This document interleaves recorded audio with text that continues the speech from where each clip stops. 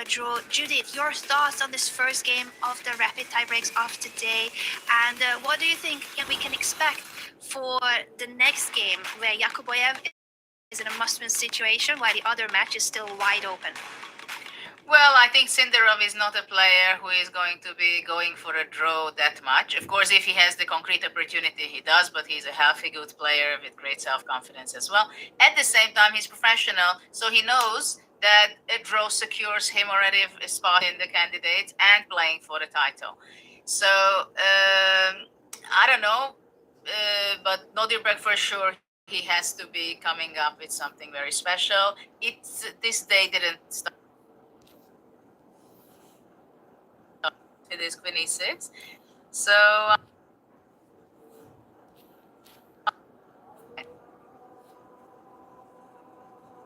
so much excitement and so much at stake. David, your call on what you expect from the next game? I think it's difficult now for Yakubboev. I'm not sure there is a way back. He's a lot black. So the fact he lost there with white could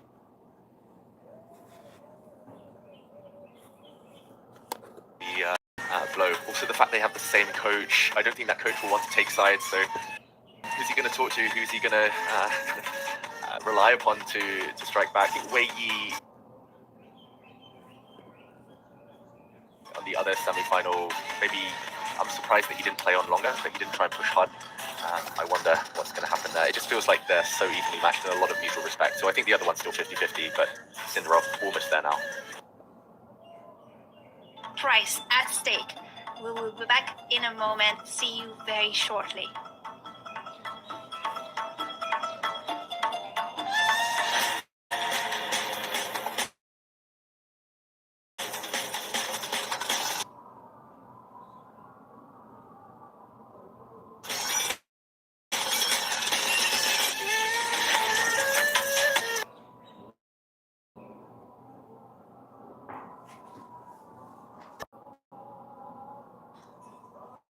Can you recommend us a series or a movie that you love? Yeah, Peaky Blinders. Probably Inception. Probably everybody has already watched it. If you haven't, you definitely have to. Everyone should see Lord of the Rings at least once. I had quite a fun watching Better Call Saul. Yeah, I guess RRR for people, I think a lot of people are enjoying. Your favorite song these days? Jay-Z or something. Before the game, I often listen to AC/DC, like Counter-Strike. Turkish one. So they're an Irish band. Yeah, again, nothing is coming to my mind. Yeah, Bollywood, Indian music. Otherwise, I like music from just based India reels. If you could instantly learn any language, which one would it be? The most useful would be, like perfect English, of course, but actually maybe Chinese would be cool. I'm torn between Georgian, Nepali as well. It will just make me feel better that I speak my father's language as well. Yeah. Arabic. Spanish is the right answer. Spanish. I say Sanskrit.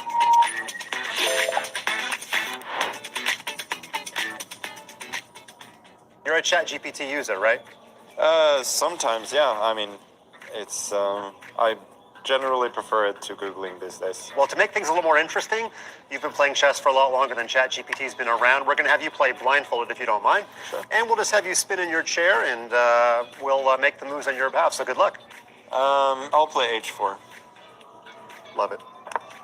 ChatGPT calls your move unorthodox. That is true. D5 is ChatGPT's move. D4. Okay. ChatGPT is aware you're going for E4, or at least it thinks you are. H5 is the response. Oh, wow. C4. C6. Solid, maybe a little bit passive. Rook C8 is the response.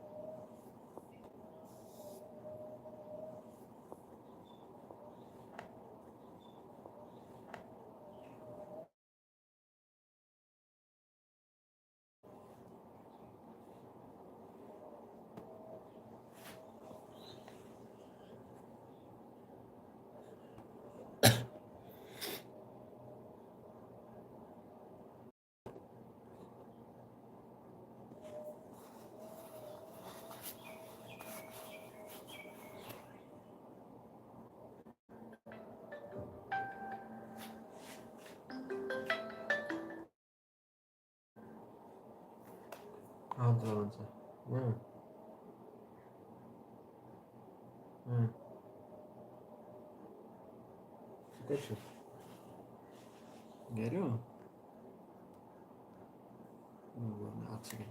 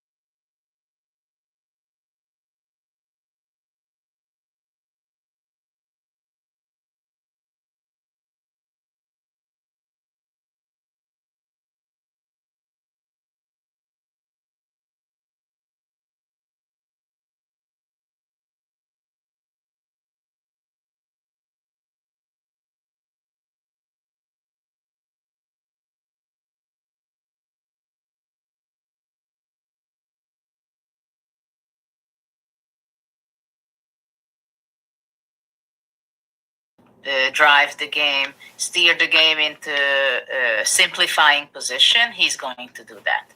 Because he knows exactly what's the task. He's professional. He has to not lose in this game, save energy, go to the next round tomorrow for the finals. And then he can forget about all these things, the qualification, because he's there already. And then he has to switch his mind to become the champion of the World Cup. But right now he has to be focusing to stabilize his position and move on into the finals. And of course, his game before, he made a great opening choice. He played very well. He unbalanced his opponent. And basically, he won a straightforward game. It was very straightforward. And what will be the story in the second game? We are about to figure it out. David, your thoughts on the other clash between Wei Yi and Andrey Esipenko, which is still a tie? Yeah, that one is much more difficult. For Wei Yi, he'll probably have come armed. He'll have come to the board with some ideas. He played a couple of classical games, of course, against Esipenko. With white, he didn't get much last time out, and ended up having to scramble a bit for a draw with some crazy sacrifices towards the end of that game. So maybe we'll see him try and land a first surprise much earlier. Here we go, handshake. E4, E5, and actually a Sicilian on the other board. That's nice to see. I was going to say Yakubboev cannot play E5 again, just judging on the classical game where Sindarov forced a draw very early on. So we have the Sicilian Najdorf on one board and the Italian on the other. It's going to be lots of tension. Sorry, but I couldn't resist pointing out the advantage for white on the bar. You see, after H3, immediately, I don't know what is it, 0.5 already? Wow, we can't say the solid Sindarov arrived playing G4. Definitely not solid. Should we check in with the details of that opening and why black is going knight f to d7? I think it's quite an instructive position to already analyze and see the nuances of this Sicilian defense. If we do a quick action replay, David. We'll just go very quickly from the start. Sicilian defense, like you said, and rather than play like early c3s or bishop b5 check, which lots of people do if they just want to draw, Sindarov showing courage by going for an open Sicilian knight off. Some forced draw lines, but not so many. h3 chosen, e6, and the main move in this position after g4 is d5, but that leads to simplifications. He cannot allow that, loads of theory. So knight fd7 is an avoidance move, and yeah, here the players just start pushing loads of pawns. Judith, this is quite a well-known position from other branches of the Sicilian, except white normally gets to play h4 in one move. Here it's taken him two moves, so maybe that's black's argument here, that he's at least a tempo up on some other lines, queen c7, knight c6. And what do you make of this? Will Yakubboev get the winning chances he needs? Well, Yakubboev, I think he has to be happy that this is the position what we are having right now, because this is exactly what he needs to be playing for victory, because he's in a must-win situation. At the same time, for Sindarov, it's home court, I think, these kind of positions. So, but it can be a mess. And, well, throwing away 10 pieces, it's not very beneficial, I must say. As you pointed out, that h4 was played in two moves. Well, we'll see how can Yakubboev try to mess the position and make things complicated. It's never easy to do it with black, because as you pointed out, after g4, d5 is the most common move, simplifying the position, equalizing the position almost. But that was not an option for black because of the match situation. Knight a5, very sensible idea. Of course, he's not going to exchange pieces. He wants to go probably rook c8, knight c4.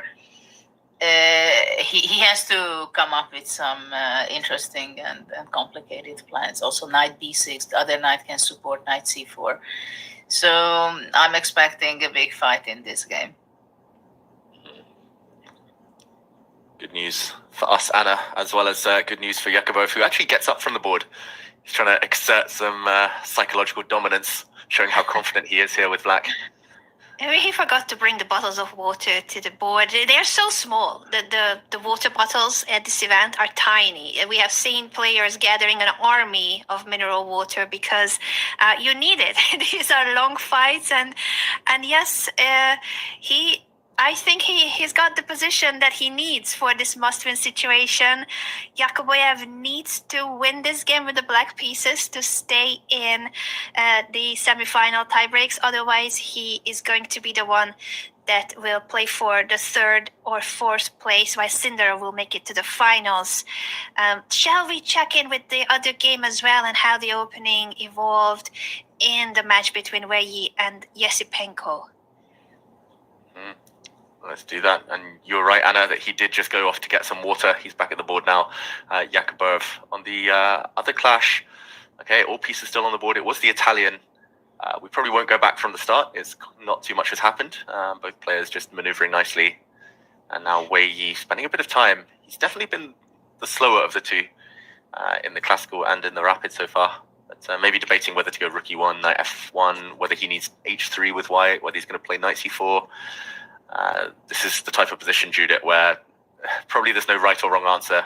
So many options, though, on every move. Yeah, there are a lot of options to play, but I was just wondering whether how much contact the players have with their coaches. And Wei was told by someone that actually in the final position he had an opportunity to exchange the bishops and play on and have a very promising advantage with the black pieces, and how much it could have disturbed him to start his second game. What do you think? If you are Wei Yi's coach, would you try not to tell him that he had a better endgame and he could have continued? Is it something that in a short break between the rapid games is maybe best not to tell the player? What do you think, David? Yeah, I've never had a second, but I think I would fire the second if they told me in the break that I had a better move or that I was totally winning at the end. Like, give me an opening suggestion, say something motivational. Don't be like, oh, you should have played on, silly boy, bishop d6, and you would have had a winning advantage. Nope, that would be the last thing I would want from a coach. So I don't know. I mean, from my World Cup experiences, they tend to be quite short breaks in the tie breaks. You don't get to really leave the playing venue. So I'm not sure how much contact they have with the coaches. But even if they did, I think most focus would probably be on what comes next. Look to the future, not the past. Yeah, but probably for sure. Yeah. Sorry, I didn't mean to cut you off, Judith. I just recalled that we had a short clip that we played a few days ago about Esipenko preparing between the rounds, and that preparation was basically his second with his phone showing a few moves on the mobile screen, and then Esipenko back into the playing hall. So that's about the time they have between the two games, and just a quick exchange of words. Yeah, but it's interesting what a coach can add in chess, right? Because we know that in other sports, when the coach can scream during the game, water polo or football or many other games, and in chess, of course, they cannot. At the same time, especially in these games when they play the playoff, shortened time control, the player has a lot of emotions going through in the 20 minutes or 25 minutes they have just played. And of course, the player can also ask, hey, I have the feeling I had such a good position. Was I winning? Did I have a clear advantage? And then actually the coach has to say that, well, actually you had some promising, but I mean, he has to be very smart, right? To say not to lie, but also not to say and give any idea for the player that he could have played on, because it's one thing that you had a great position, and it's a completely other thing that actually you could play on and have a great advantage in the final position, right? I mean, that hurts much more than just ruining that you had an opportunity but you missed it, right? And so somehow the coach had to say, if there is something like this, that you had some opportunity, but it was not enough. It was not much. Okay, you had the upper hand. Great for that. And then let's focus on now, because you have the psychological advantage against the opponent, right? So it's because the thing is that at this level, it is so important that if you have a little that you have to be able to grab it, because that's the only way you can win the fight. So actually for him, he created himself. He found this very nice idea, Queen E6, in what terms to exchange the pieces. He got a little better. It was not much. And then he outplayed it. Esipenko already point where actually if bishop d6 would have been played, maybe it would be a decisive game after all, right? We can visualize it that was a point where it could go really to a decisive game. So it's important to have that extra energy when you really have this opportunity to grab it. Very important indeed, and we hope that Wei Yi doesn't know that he should have continued the game. It's probably better for his state of mind. At the same time, he was a bit low on time, and he made the decision of going for a draw in his previous game against Esipenko. Now the situation is very different. Still a bit less time for Wei Yi, but looks like a pleasant position with the knight maneuvering toward the center after he jumped away from c4. There's a potential trade of bishops, and this knight heading toward the d5 or f5 squares. Yeah, I think in general these positions just slightly more pleasant for white, but of course black's done nothing wrong and should be totally fine. It's just who can come up with a better plan. Yeah, I mean here queen d7 would be like an easy move. I don't know whether it's worsening anything there. You could take the bishops. I don't think black can play d5 yet, although maybe he's calculating it. If it works, it could be an immediate problem solver. But d5, you have to look at like b5 and some issues maybe with the black pawns a bit loose. Judith, maybe this is the time he's going to start calculating and playing a bit more direct. I don't know, d5 is always something I would consider, but I know that in these positions it's not so easy to break out so fast, because those pawns on a4, b4 is very much standing for giving a side attack of b5, and the e5 can be vulnerable. Queen d7 is played. I'm suggested wondering it, if after and then the knight bar rose. d5. Mhm. After knight d5, simply bishop d5, I guess. And that would ease the position and the situation for black. Yeah. Take a knight e7, and suddenly the b3 bishop is not very useful. So if after not queen that, d7. mhm. Will we see at any point bishop c2 to try to push d4? Because I always like those ideas for white, but I never know when is it the right moment to go for it. Yeah, I quite like that one. If he was in a must-win situation, I would say that's a good idea. Like keep the pieces on the board, maybe queen d2 to support b4, and then break in the center. Another thing they often do in these positions is they play like bishop takes bishop, queen takes, and then they go like b5 and take, and then they go like c4 and try to argue that maybe it's a bit more comfortable, but probably here it's not enough pieces left on the board. Yeah, it doesn't seem much. c6 is also possible, maybe. Yeah, just c6 and probably just dead equal. But if white wanted to take and exchange the bishop, he should have done it before queen d7, I think, to have the rook on e6. a5. That's a good point, yes. At the same time, after a5, d5 can be considered maybe, because b5 is not possible, though bishop a4 can be an unpleasant pin there. Ooh. Okay. Yes, Esipenko takes the bishop before he can go away to a4 or c2. And now goes for the knight maneuver. Can we also check in with the other game, by the way, because Sindarov has spent 9 minutes on his last decision. The position is still looking promising for white, but the time management is quite concerning when it's a rapid game and your opponent has 2 times more on the clock. 14 minutes for Yakubboev, 7.5 for Sindarov. Sindarov with a draw is in the finals and he qualifies to the candidates tournament. Huge pressure on Yakubboev in this must-win situation, but it almost feels like Sindarov is more nervous, at least from the time management. It looks like it. I don't really understand even why he was spending so much time. What was his worry? Was he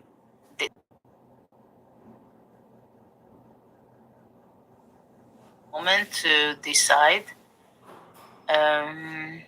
Maybe he psychological aspect, like what would give the hardest game for Yakubboev.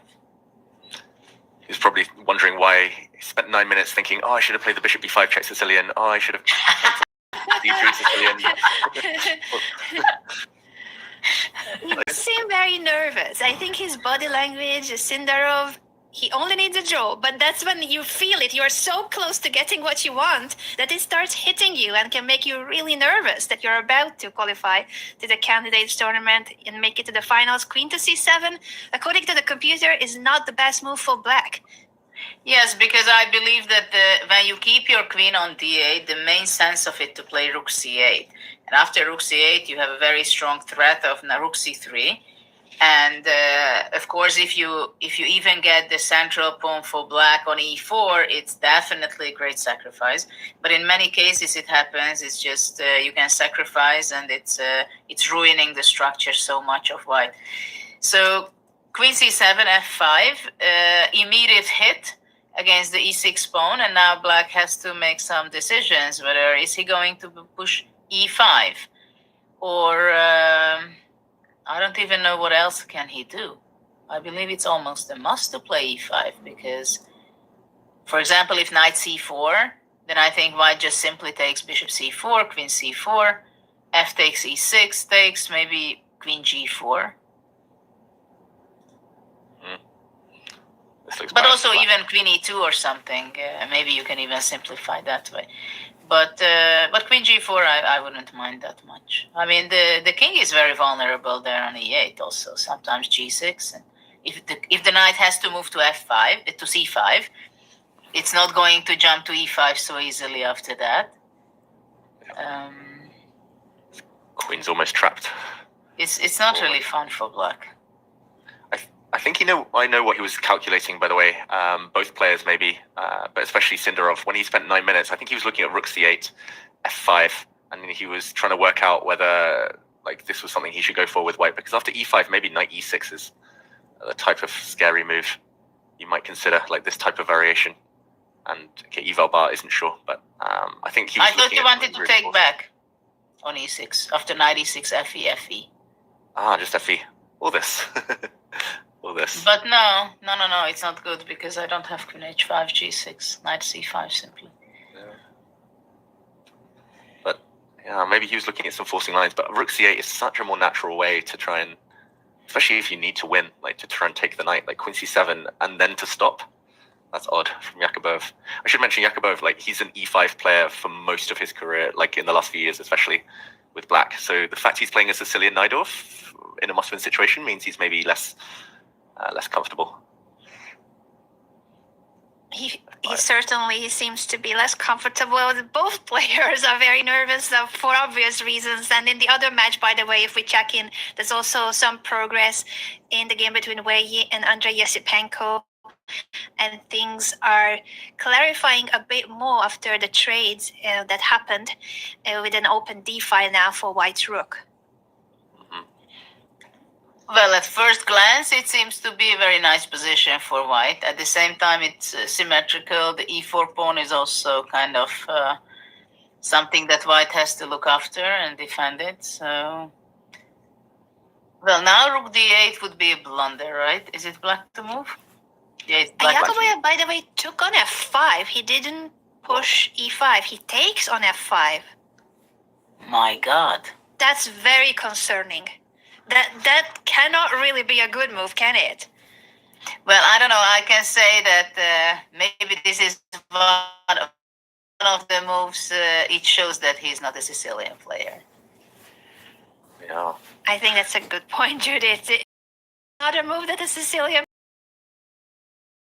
e4 for Sindarov is the way to keep the advantage. Looks like a natural move to attack the rook in the corner and not allow black to develop comfortably.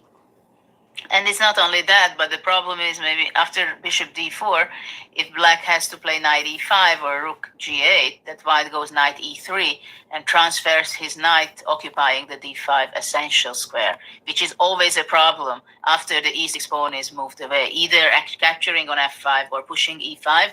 The main problem is the d5 weakness. And if white can exploit that, then black has a very difficult. Yeah. And we'll see Sindarov play that, surely. He does play the best move.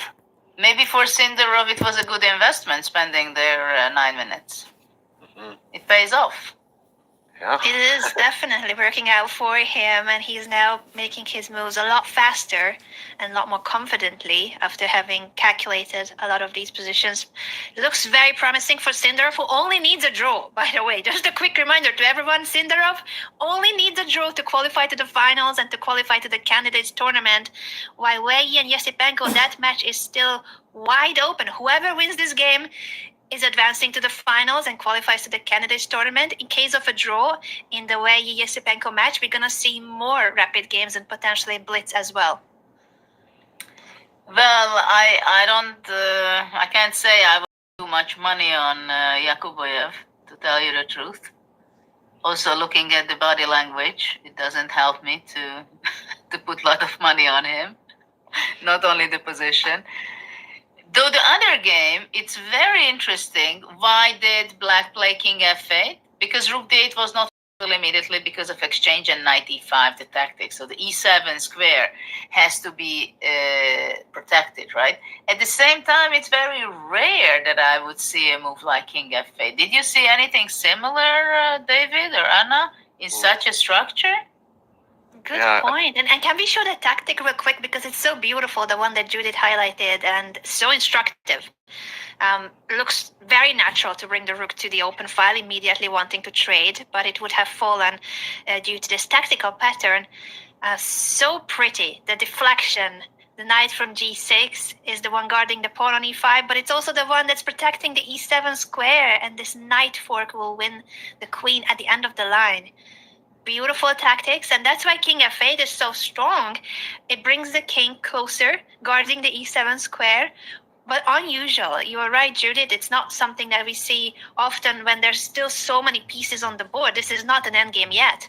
And I don't like the move, by the way. I don't know. Somehow I feel good about it from white's side. David, you don't have this feeling? Yeah, I don't know. I don't hate the move. I'd probably play something like it myself, just because it feels like Black's only one move away from getting enough grip on the position to equalize. But then again, yeah, tactically I would feel uneasy. Like Queen on A3, there'll be some ideas. Yeah. Yeah. Also, White now gets time to play like G3, H4. I don't know. The Black Knight's a bit uncomfortable. He does play G3. It does feel quite slow. I mean, I think we would all take White just because more space and Knight and F5. But yeah, Rook D8. It's just a question of what Black does next. He can put a Rook on the open file. White will just maybe even allow that open file to be taken. But what next for Black? It's very unclear. Well, okay, but after Rook A D8, what's next for White? Because if you go H4, then Rook takes D1 and the E4 can be hanging. Rook D3. By the way, some major updates in the other game that Yakubboev has ended up sacrificing the rook on H8 after bishop D4, and now is going for this crazy opening of the position with D5. Exchange up for White. The central pawns have disappeared. There's a lot going on. Let's jump in. Judith, let's break down these tactics we've just seen in a bit more detail. Quick action replay landed on D5, but we left it with E takes F5. We said, oh, ugly. Knight takes G6, bishop D4, the best move. And yeah, if Rook G8 or Knight E5, the white knight was coming around to a beautiful outpost. So he took that knight off the board, giving up his rook. D5, threatening this check. This is clever, very clever from Yakubboev, but... And after takes, apparently Queen H5 by far the best move. Knight D5 blows some of the advantage, but still, I would say most natural move. And Judith, tactics look like they're going in White's favor. Yeah, but at the same time, I can't blame Yakubboev to go this direction because he wants to make a chaos on the chessboard and look for his chances. Knight D5, of course, was played because White wants to simplify the position. And if he can simplify, exchange some pieces, especially if one day he can exchange the queens, then halfway the candidate spot is in his pocket for Sindarov, right? So here we see some of the decisions made actually for Black side. It's all decisions are made that he's in a must-win situation. While for White, we also see some moves, the decision made because the draw is enough. So Queen C5 attacking the knight. Now, for example, B4 is something maybe can finish kind of the game. Don't you think so? That it's a good option to simplify, exchange the queens? Yeah, looks good. Knight F6 maybe as well. Yeah, Knight F6 maybe is the best. It's just once the queens are off, it's White is even closer to the aim. Knight F6 takes, bishop takes F6. Maybe. Yeah, and then also, of course, you have B4 as a threat. And also Rook C3. Yeah, there are questions. What is the smoothest way of... What would you play, B4 or Knight F6? I would probably play Knight F6. Knight F6, like yeah? you, Anna. Knight F6 too. Just do something where I'm not hanging all my pieces. I feel like I could blunder here as White. Okay, Knight F6 takes. Yeah, bishop D4. I think he's reaching for the knight and does give the check. So trade on F6. Now bishop takes F6. It's difficult to stop Queen D4 also for Black. Yeah. Probably Knight C4. That's probably the biggest problem, isn't it? That Queen D4 is next move for White, with the exchange up, forcing the trade of queens. Knight C4 is on the board. These are strong pawns though, the F and E pawns. Like Queen D4, I don't know, can Black play like F4 or maybe take the queens off and then F4? At least hope that the pawns will sit on really nice squares and some compensation. I don't think it's over. Oh, yeah. Ooh, he's taking the knight. Bishop takes C4, and the computer doesn't really agree with White's decision, saying that now Black is back in the game with a pair of bishops and those monster pawns. Black's better. Well, it's clear what Sindarov is playing for. He wants the draw. Take an f4, and suddenly those pawns are super strong. Anything could happen It's a still. blue arrow showing that that is the best move for black. The queen trade, any other move would be advantage for white. Not decisive advantage, but some advantage for white if the queens are on the board. It's better to take now before white gets castled or rook d1, and the white rook will take back on d4. And some mating threats against the black king. Yeah, at the same time, it's not so easy to make this move in his situation. Because after queen d4, you have to believe in it that, okay, you go f4 and you have not only compensation, but some chances for your opponent to go wrong. Yeah. What's the count? He has one pawn for the exchange. He's got the bishop pair. He was reaching for the queens. I think he's going to take them off. Yeah, but how do you want to create chances for black? Takes f4 long castle, or just rook d1. Yeah. e3 is not really possible because of white gives up the bishop. If you go f3, then the blockade is so strong. Black square bishop on e3, king on f2, impossible to break. And actually, maybe for white, after f4, white can also go bishop e5, provoking f3, and going back bishop d4, then go king f2. And it's just... strong blockade. Yeah, and there is no way that white can go wrong to lose the game. Maybe he's not going to win the game, but that's not his aim either.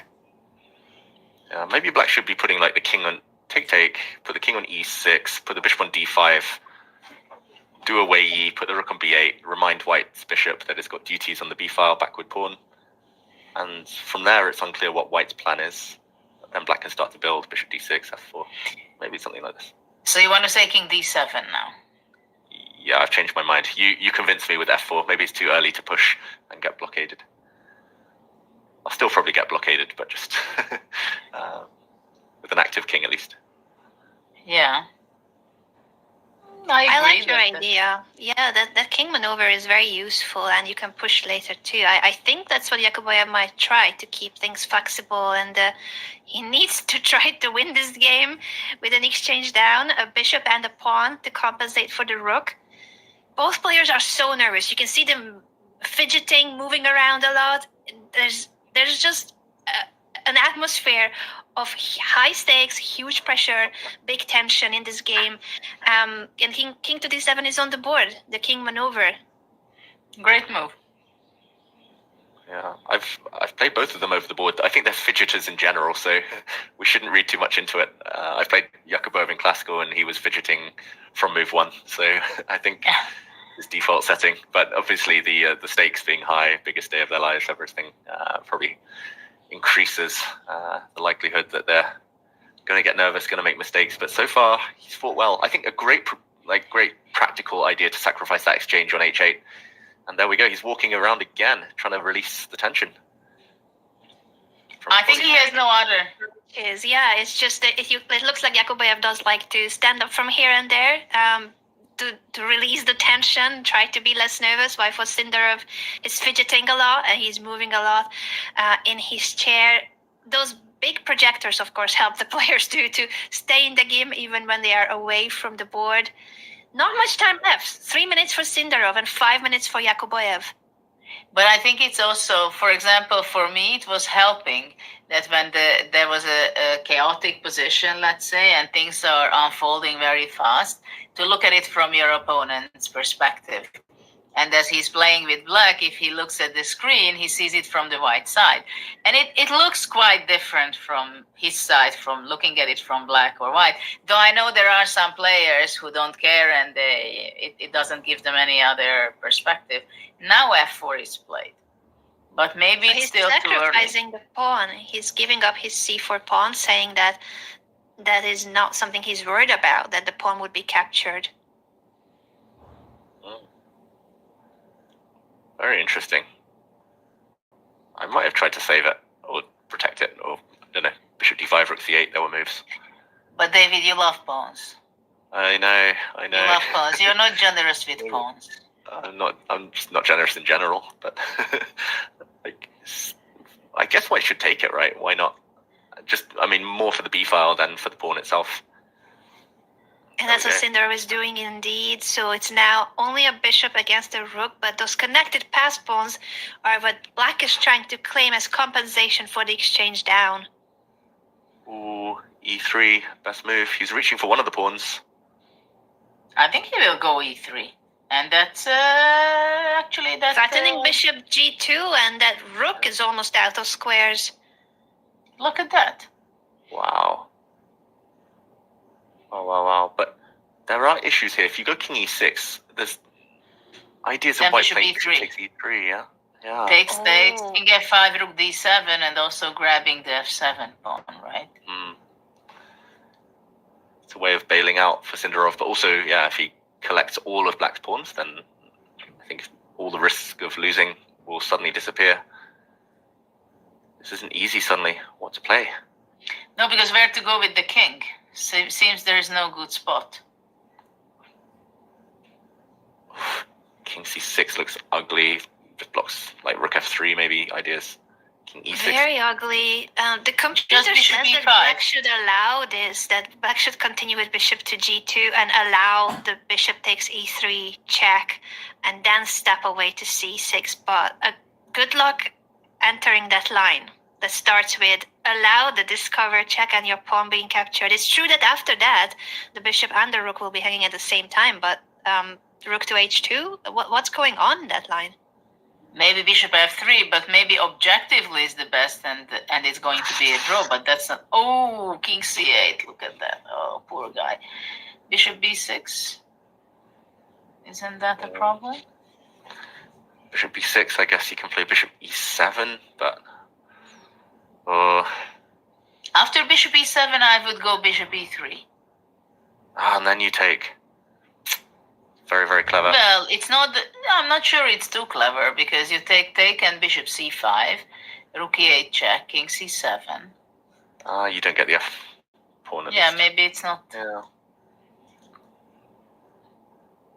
But what's? It looks like a great move for white would be just to push the h pawn to create more space for the rook. Wow. So that it could go to h4 instead of having to go to h2. A very active rook suddenly. If h5, bishop g2, rook h4, all of white's pieces will be playing an active. But that's not an easy move, but it's a very efficient one.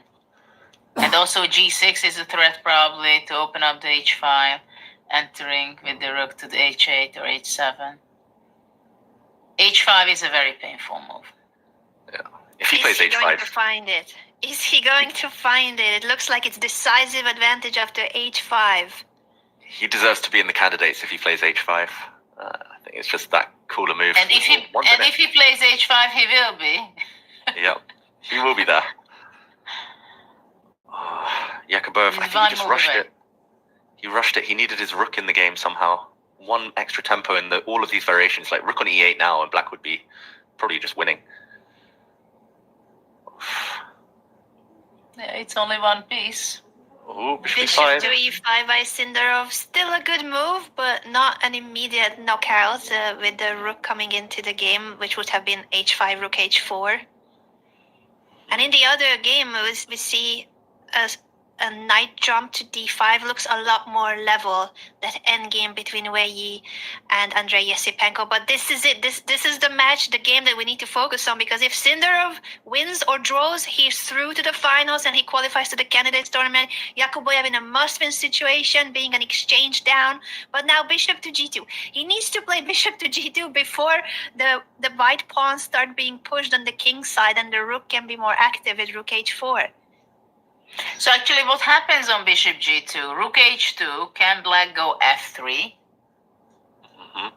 Or just simply bishop d4 white plays and allowing f2, king e2? Yeah, it feels like white can give back the exchange at some point just to get rid of all the pawns as well in the center, and then there's zero risk for white, which is probably what explains why he played bishop e5 rather than h5. He sees a way to get to safety, and that's enough. He's going to play bishop g2 because he has to. Like f3 immediately, white can probably just play like bishop f4 or rook d3 or something to attack the black pawns, and he goes in. We're going to find out. Rook takes bishop. Keeping it simple. Immediately giving up the rook for the bishop, indeed, and then playing king e2 to start collecting the black pawns. Rook g1. He's going to take this one. It's like, yeah, path of least resistance. He's got 1 minute. He wants to keep things simple. It makes a lot of sense for Sindarov. So what about bishop c5, rook g1, king goes out, and rook d8? Bishop back to c3, I guess. I don't know. The blade's solid, yeah. Yeah, so the bishop on c3, then white's rook is free to run around the board. And by the way, we do have a quick behind-the-scenes clip of what it's like to prepare for these games and what it's like for the supporters. Sindarov's second waiting outside anxiously watching the game on their phone. There's such a tense moment. Javokhir Sindarov about to qualify to the finals and about to qualify to the candidates tournament. His brother, among others, in the support team of Javokhir Sindarov. Will he manage to qualify now that he has given back the rook, given back the exchange, and he's trying to pick up the remaining pawns of black? I think he's there. I think he's like, pawn alone is not going to be enough for black to create real winning chances. White's bishop's so strong. The E and G pawns are doomed. How to win this ever? White, yeah, I just don't see a blunder possible in the near future. Very professional from Sindarov. Probably a draw now with best play. Only a minute left for Yakubboev. What is his best chance? What is he going to try to do in a must-win situation? Yeah. To bring the king to c6 maybe, and after that try to push the pawn, bishop c5, exchange at some point. He's going to do it. The white rook goes for the G pawn. He's got to do something along the lines of a5, a4. It's just so slow. Rook d8 would be an interesting trap. White cannot take maybe on e3 because rook e8. That would be a trap. But maybe rook e3 threat. That could be the reason why the computer criticizes somewhat this rook g1 decision. So there's still tension. There's still ways in which white can go wrong. There's only 18 seconds left for Nodirbek Yakubboev. He plays king to c6. Yep, very logical. He wants to play bishop c5, as Judah mentioned, but he might just be a bit too slow here. White's going to take on g2, take on e3, rook on f2. Black has weak pawns. Yeah, black's f7 pawn is also something which will be attacked.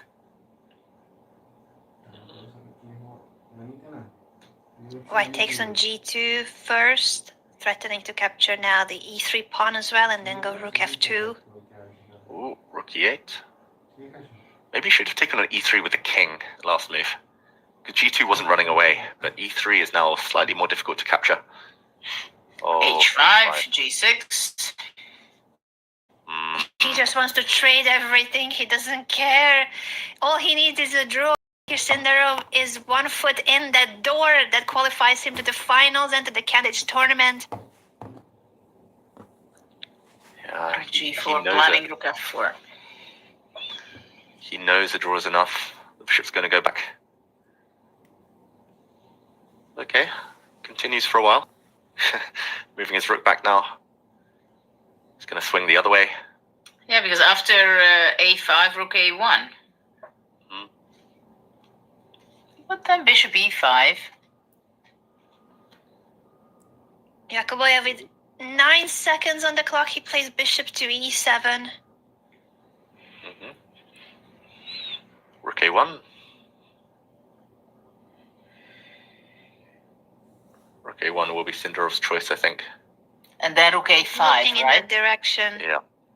He's definitely looking in that direction, and that would be a very pragmatic decision here. Where all he needs is a draw to qualify to the finals, to the candidates tournament. 19 years old only, Javokhir Sindarov, and he would be the first player to be confirmed for the finals and for the candidates tournament spot.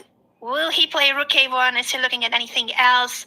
a minute and 14 seconds left for Sindarov. He's about to grab the rook. Yeah, he's fidgeting But so rook much. f1. Rook f1 is also interesting. Rook f1 grabbing on f7, on bishop g5, rook f7, and whatever the h pawn is moved, rook a7. The a6 pawn is attacked. So there are several ideas to choose from. But rook a1, I understand that seems to be, or even after rook a1, king b7 to go rook f1. Yeah. Rook f1 ideas look like they also force a draw at the very minimum. Sindarov, he knows it. One or two accurate moves. He goes for that plan you mentioned, Judith. Rook e4 is the idea from Yakubboev. He wants to go round with his rook and give a check. Well, there is still a passed pawn on e3, right? Will we see rook and bishop versus rook for the candidates? Well, Yakubboev did not stand this good in the whole game so far. It's the most promising moments for him. That is true that finally black has some counter chances with that pass pawn, and white cannot grab the pawn because it would fall for rook e4, pinning the bishop. To be fair, maybe white could even try that, to give up his bishop and then collect pawns.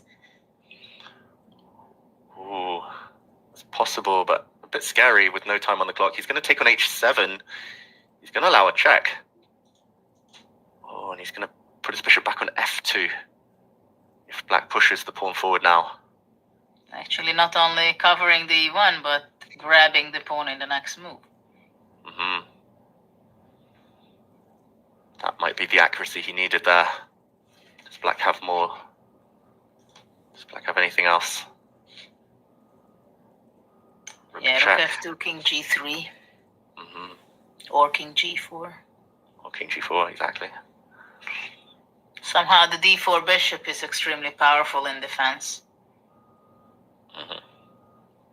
Check on f2. Will he go toward g4? Yes, king to g4, attacking the bishop. It's worth pointing out king g3 would have lost there due to rook But f1. hold on, rook g2, you go back king f3, and after e2 you have bishop f2. So this is the draw moment. Perpetuate check, because there is otherwise black might be even losing.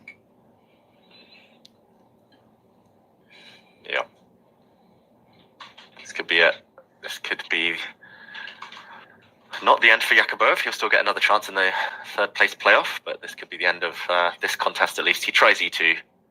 Bishop goes back. And now he's the one fighting for the draw. Well, rook h2 still.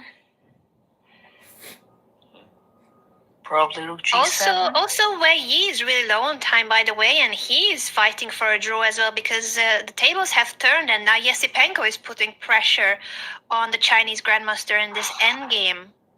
Oh, Wei Yi. It looked like he was slightly better for so long, but he's just way too low on time. He was pressing for such a long time. Yeah. But now he might be in trouble. Oh my gosh. Okay, this game looks like it's fizzling towards a draw on the left board there. Sindarov's calculated everything. King aim pawn endgame. His pawn is strong enough. The h pawn. See a dead drawn ending. Oh, where to go? Maybe we stay here for a while. Results could happen. Yes, let's look at both games at the same time, because everything is on the line. Sindarov about to qualify to the finals and to the candidates tournament, while Esipenko has a better chance against Wei Yi. Wow. Pawn up. Yeah, Esipenko, this is a golden opportunity. The other game, though, we're going to see a bunch of exchanges. The most dead drawn king and pawn endgame I've seen in a long time.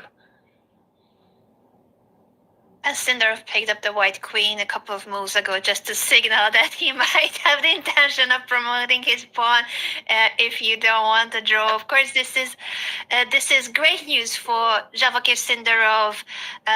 While for Wei Yi, he has to try really hard not to lose this game. And Esipenko, now with the check on the second rank, I don't think he's going to repeat. No chance. Esipenko has more time. He's a pawn up, about to be 2 pawns up. The other game in the meantime, it is a handshake.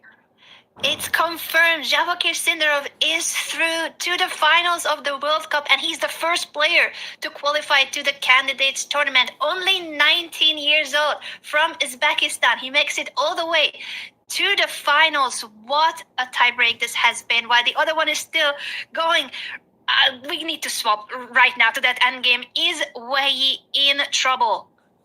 He is in trouble. They're both under a minute, so we'll see how it unfolds, because there is some check rook h6, if I see it correctly, that well, for the moment 2 pawns up for black, right? But it may be not going to be for a long time. But it's Wei who is fighting for a draw. Very much so, and he needs to be accurate. Down to 10 seconds again, Wei Yi. He's just been playing way too slowly in the classical and in the rapid. Esipenko, golden opportunity. He needs to apparently take the pawn with his knight. There we go. Finds the best move. Just Wei Yi played that move with 3 seconds on the clock. He's so low on time. There's a 10-second increment only. Oof. Rook takes pawn. White's knight comes back. No good discovered checks since the rook is hanging. But this is still scary. Just 2 clear pawns. I mean, White is very active, but is it going to be enough to save the game? With 2 pawns down. I think he's unlikely to save it. I think black is more than 50% favorite to win this game now. The other result being a draw. No chance white wins, of course. And he's going down on time. Oof. He made that move with not much left. 1 second left, and he did it so coolly. Second. Wei Yi on the verge of losing on time, but the position is still, unfortunately, very, very difficult for him, even if he did not lose yet. With a 10-second increment, getting him some extra time to think. Big mistake, though. Knight e3. Knight e3, knight d5. 1 second, Wei Yi. Oh my god, he made it with 1 second again. Oh wow. And the knight's coming to c4 or d5, hitting the black rook as well. Esipenko, if he brought his rook away to a2, b2, apparently he was totally winning on the last move.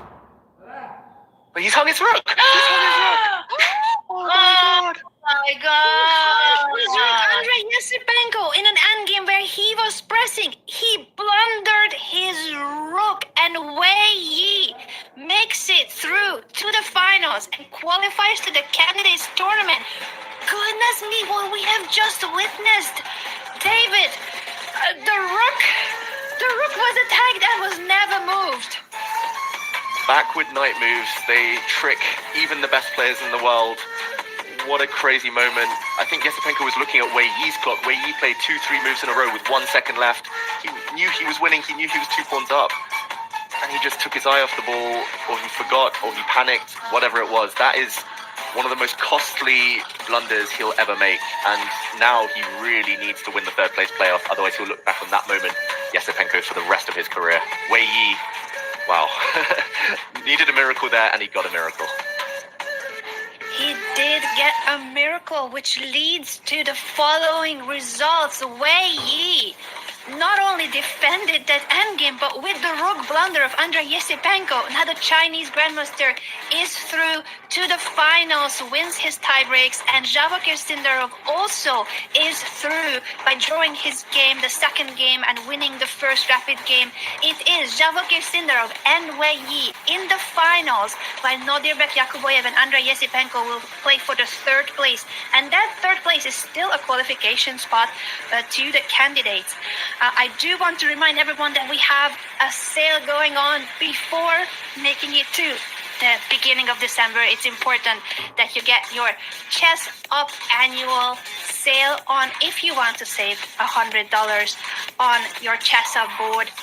Make sure to use the promo code CHESS or !CHESS UP in the chat to unlock $100 discount on your chess up 2 boards, which by the way has built-in Wi-Fi, a touch-up screen, and touch sense pieces. I played on this board in Mexico at the chess.com meetup, and I managed to beat Grandmaster Aman Hamilton, so I have really good experience playing on the chess up board, and I would highly recommend that you check out what this board can do for your chess.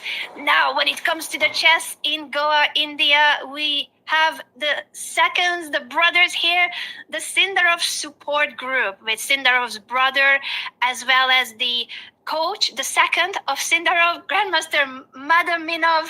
Everyone's celebrating the draw in game 2 by Javokhir, 19 years old only, and he's through to the finals. And of course, qualifies to the Candidates Tournament 2026. Judith, your thoughts on what we have witnessed today and that rook blunder by Andrey Esipenko? Well, I'm speechless on that one because we were just trying to figure out how is Esipenko missed his win and he gave away his win and blundered the pawn out of the 2 extra pawns, and then suddenly, just in a fraction of a second, we see a blunder of a rook. And I felt watching it live, the faces, I could feel that they were so tired. Both players are so very tired that I think Esipenko couldn't even be upset so much. I mean, he was just so the way he was looking. So it was a very upsetting moment to witness. David, same question to you.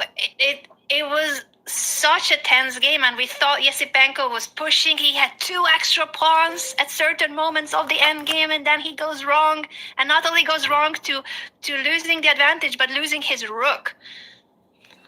Yeah, it's heartbreaking. I think we've all been there at some point in our careers, probably not with such high stakes. I mean, literally the biggest game of his life, the biggest day of his life, 1 or 2 accurate moves away from getting into the candidates, and to see it all fall apart like that is tough. But that shows nerves playing a part. Like Judah said, tiredness. Esipenko's played the most games out of anyone at the World Cup. Tiebreak after tiebreak. That was his 28th game, I think, of the tournament so far. More to come, of course, tomorrow. But yeah, for it to end like that it's so tough. I think Wei Yi didn't even want to win like that. He would have rather won in any other way. But that's chess, that's life, and it's not over for Esipenko. That's the main thing. Many congratulations to Wei Yi, to Sindarov, of course, but it's not over for the other 2 yet. Not over, and that will bring a very interesting situation for us to cover and for the fans to root for, because the 3rd place in a tournament usually is not the one that is the most exciting match, is it? But the situation is, there are 3 qualification spots to the Candidates Tournament. So what we are going to see tomorrow is a clash for the champions title, who will win the World Cup for the 1st place. But the other match for the 3rd place is almost even more precious when it comes to qualifying to the Candidates Tournament. Judith, how do you see this bracket and this very unique situation that the 3rd place matters so much in this tournament? Well, actually, I'm looking forward so much to the final days, the upcoming 2 days, and possibly a 3rd final day with a playoff, because Sindarov, it is quite amazing to see him as an